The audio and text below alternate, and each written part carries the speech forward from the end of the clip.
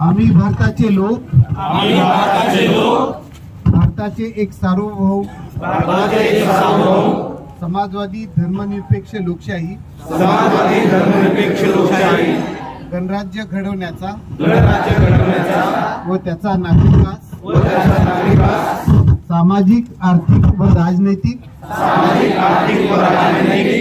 न्याय विचार अभिव्यक्ती विश्वास श्रद्धा व उपासना यांचे स्वातंत्र्य दर्जाची व संधीची समानता निश्चितपणे प्राप्त करून देण्याचा आणि त्या सर्वांमध्ये व्यक्तीची प्रतिष्ठा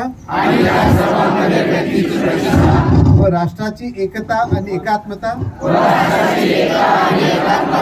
यांचे आश्वासन देणारी बंधुता प्रवर्धित करण्याचा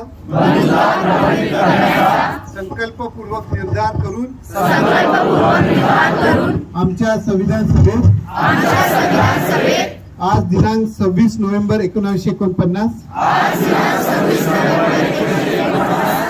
रोजी याद्वारे हे संविधान अंगीकृत आणि अधिनियमित करून स्वतः प्रत अर्पण करीत आहोत.